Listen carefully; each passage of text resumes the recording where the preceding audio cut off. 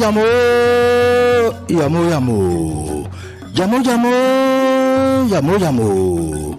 Oui, oui, oui et oui. Cette fois-ci, nous n'irons pas conter des histoires au clair de lune, mais nous irons sur la lune pour conter nos histoires nues telles des dunes. De là-haut, humains, arbres, animaux, vent, montagne, prairies, ruisseaux déverseront leurs humeurs dans l'univers entier, qui n'aura certainement pas de mal à se trouver de dignes héritiers. Oui, je lisais ces mots et puis tout d'un coup, j'ai commencé à somnoler dans mon hamac, dans la cuvette du village d'Akekwa. Je m'endormais déjà alors que les réverbères du jour étaient en train d'être pliés par les réverbères de la nuit. Quand j'ai entendu soudain, boum, boum, boum, c'était 3 coups.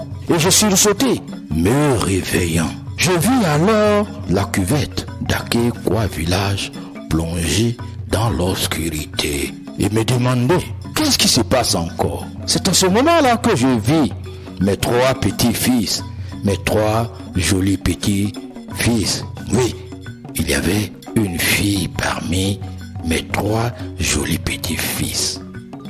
Ah, vous ne comprenez pas. Et c'est là que j'ai entendu l'un d'eux me dire: Grand-père, tu lisais un livre qui a une couverture verte avec une vieille femme. Je ne sais pas si elle se trouvait dans un champ de coton, un champ de lumière. Et je lui répondis: Petit-fils, assieds-toi. Vous autres, asseyez-vous et écoutez ce que grand-père a à vous raconter. Oui, grand-père, c'était moi. Ce n'était pas Ferdinand Kadiané. Oui, c'est Ferdinand Kadiané qui avait écrit son recueil de contes. Contes versifiés. Et le titre de ce recueil, c'était Graines de sagesse. La préface était de... Oui, attends, je vais me souvenir. Oui, grand-père, dis-nous le nom de celui qui a fait la préface. Ah oui, il s'agissait de Monsieur Makeriti. Oui, Makeriti. Il a fait la préface de ce recueil de contes. Oh, grand-père, allons-y vite au conte. Et j'ai pris place dans mon hamac. Mes petits-fils et petites-filles s'asseyèrent en arc et j'ai vu la symbolique. Je l'ai dit, je vais vous raconter une histoire. Et avant même que je ne commence, j'ai entendu encore un bruit. Boum, boum, boum. Et je m'arrêtai. La lumière des blancs était coupée sur nous. Alors, mon épouse envoya notre Pétromas qu'elle alluma. Des libellules volaient autour de nous. Je me dis: ah, grand-père, tu es dans l'environnement du conte moderne. Et voilà ce que j'allais conter à mes petits-fils, mes petits-enfants. Le conte est l'âme des peuples africains. Écoutez donc ce conte de Ferdinand Kadiané, extrait de son recueil de contes Graines de sagesse. Oui, c'est le premier conte. Condroblé, l'intrépide. Vous savez, mes petits-enfants, le condro, c'est un genre, un fétiche. Mais ici, je ne sais pas si Ferdinand Kadiané a pensé à ça. Mais je vais compter comme si c'était Ferdinand Kadiané lui-même qui racontait ce conte. Condroblé, l'intrépide. Répondit mes petits-enfants. Oui, Condroblé, l'intrépide. Ainsi, j'allais commencer. Les tisseries employés encore sous l'effet de l'anesthésie à eux administrée par Morphée. Par Morphée? Mes petits-enfants reprirent. Oui, par Morphée, le dieu du sommeil. Lorsque le balai de la vieille Condroblé... Ah, grand-père, Condroblé, c'est pas un homme? Condroblé, écoutez seulement ce que je raconte. Mes petits-enfants, ma petite fille. Lorsque le balai de la vieille Condroblé entama son travail habituel sur le sol dénudé, le balai se voulait très entreprenant. Plusieurs fois sur le même espace, partant et revenant avant de faire un pas en avant. Comme si c'était la dernière fois ou le dernier qui allait être là qu'elle faisait de son vivant. Oui, la vieille Condroblé. Condroblé était d'un caractère obsessionnel, à tel point qu'elle agissait toujours de façon démentielle. Elle avait un fils unique qu'elle aimait au-delà du réel. Au-delà du réel? Oui, au-delà du réel. Pour elle, c'était son cœur, sa perle. Il avait perdu son géniteur dès le premier jour de sa naissance. Dès le premier jour de sa naissance? Oui, dès le premier jour de sa naissance. Dans des conditions jusque-là inexpliquées, dans une totale indifférence. La rumeur chantait qu'elle avait tué pour une crise de jalousie mal gérée. Ah, jalousie aussi, plus que peinée désorientée, Condroblé se plia dans son monde seul, avec son unique nez. Elle en voulait totalement et tellement au monde entier.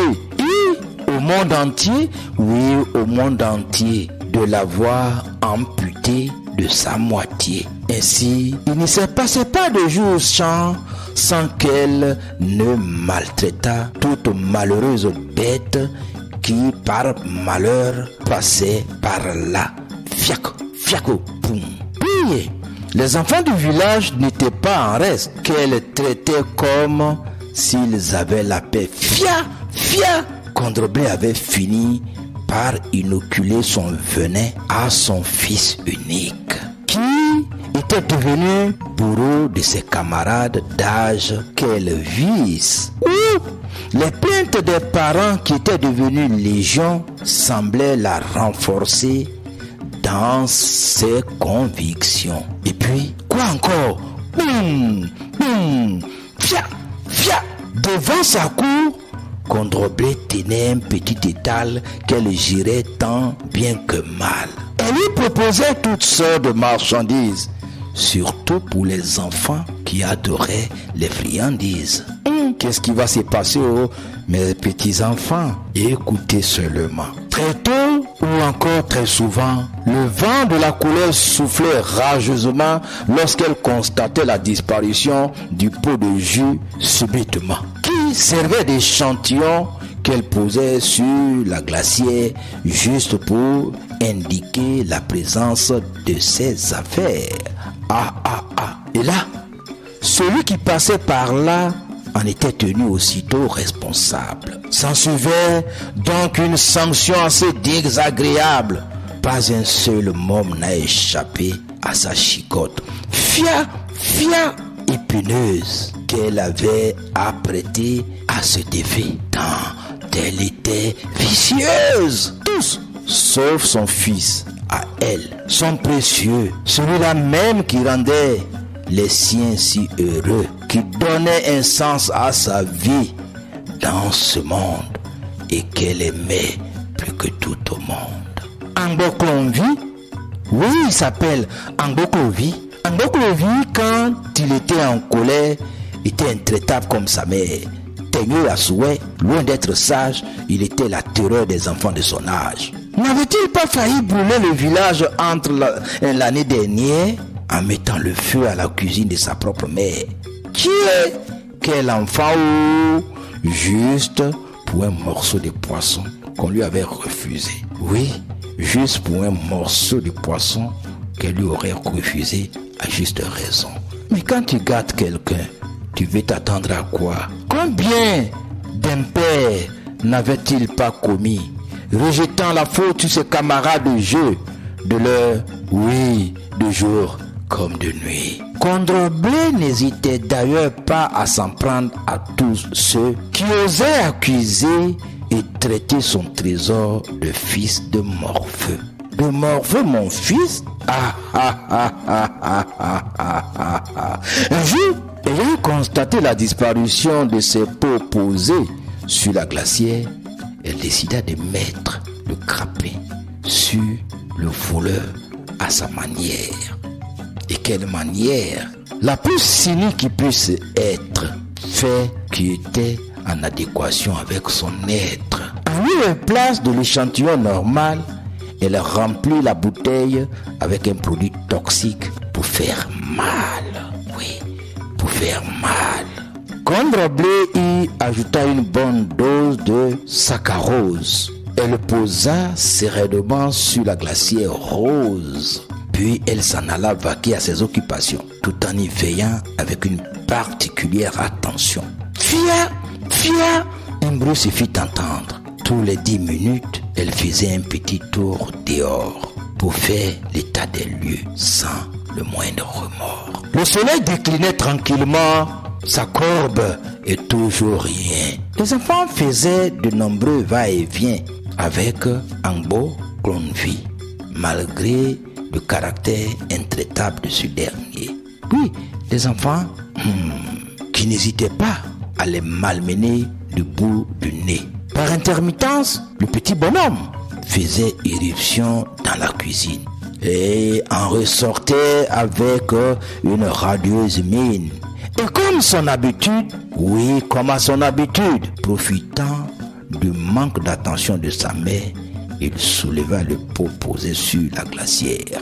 Il en vida le contenu d'un trait, puis satisfait et tout gai, courut rejoindre ses pères avec le pot vide encore en main. Une minute plus tard, Condroblé, la mégère sortit de la cuisine, et quelle ne fut sa surprise de voir que le pot de jus avait disparu.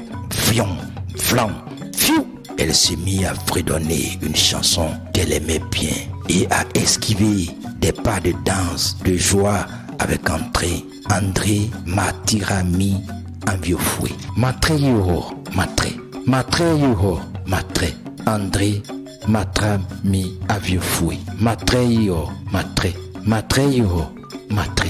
Oui, c'est la chanson qu'elle chantait. Quelques instants après, une clameur animée par des cris de détresse, contrastant avec toute autre forme d'allégresse, envahit l'espace sonore qui lui parvint aussitôt aux oreilles. Sous un ciel chauffé à blanc par le soleil. Oui, le soleil. Pourquoi grimper le soleil? Ah, petits enfants, écoutez, écoutez.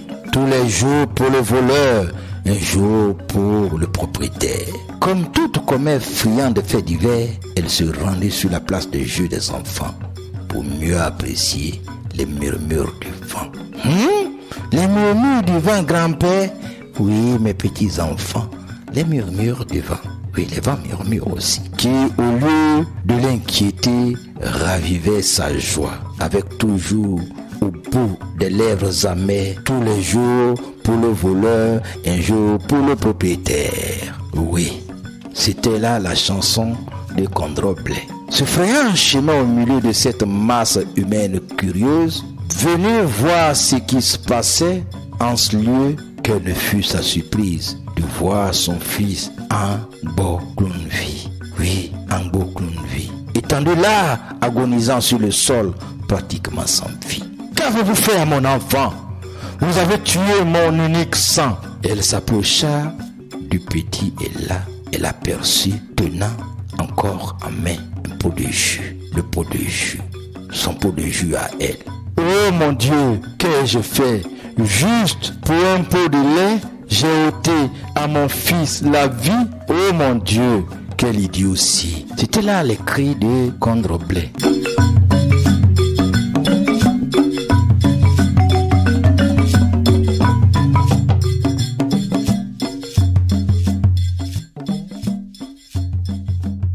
Voilà où peut conduire la méchanceté lorsqu'on n'a pas de cœur. C'est la moralité de ce conte qui nous fait penser à autre chose.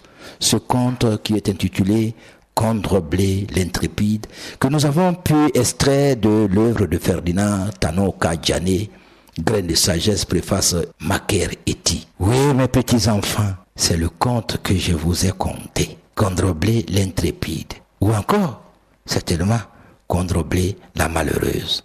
C'est pour dire que un cœur dur finit toujours par apporter le malheur. C'est là que s'arrête ce conte. Montage, mise en onde sonore, Eric Akougré. C'était pour vous dans Contes, légendes et fables d'après l'agence presse radio audio. Merci Jacques Louloutegui pour ce conte merveilleux qui vous a été donné.